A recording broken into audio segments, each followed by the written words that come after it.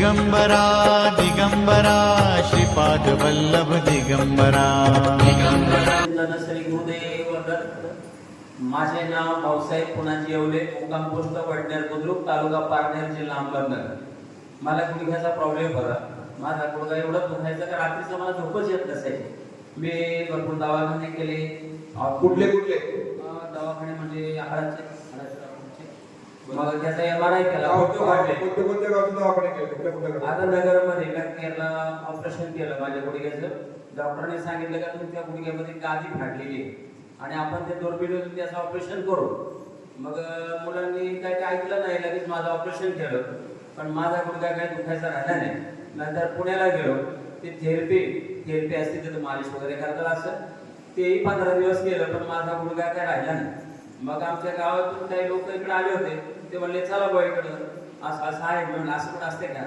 मला काही ते पटायचं नाही. पण मी म्हणलं दत्त भक्त आहे, चला देवाचं आहे तर जाऊया म्हटलं. मग आल्यानंतर प्रवास केला तर माझा गुडघा दुखायचं जास्त. पण इथं ज्या दिवशी आलो महाराजांचं दर्शन घेतलं, आशीर्वाद झाला, घरी गेलो, त्याच दिवशी झोप लागली मला. त्याच दिवशी पूर्ण झोप लागली.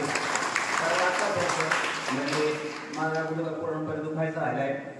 दुसरा एक अनुभव असा आहे का इथं आल्यानंतर सकाळी 7:30ला महाराजांचा आशीर्वाद घेतला, नाश्ता वगैरे केला आणि म्हटला तर महाराज म्हणले की 10 वाजता प्रवचन आहे, नंतर आरती केल्यावर जायचं. पण आम्ही म्हणले काय आता आपण घेतलाय, आशीर्वाद घेतले आणि जेवण पण झाले, चला म्हणलं कशाला थांबायचे. मग आता झाले आशीर्वाद आणि आम्ही गेलो. येडवाईचं दर्शन घेतलं. तिथून रिटर्न मागे फिरलो. तिकडून तिकडून म्हणजे रस्ता बंद, इकडून नाही जायचं.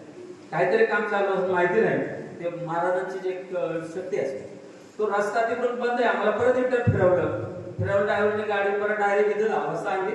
आम्ही परत प्रवचन ऐकून गेलो. हा एक दुसरा अनुभव माझा. श्री गुरुदेव दत्त.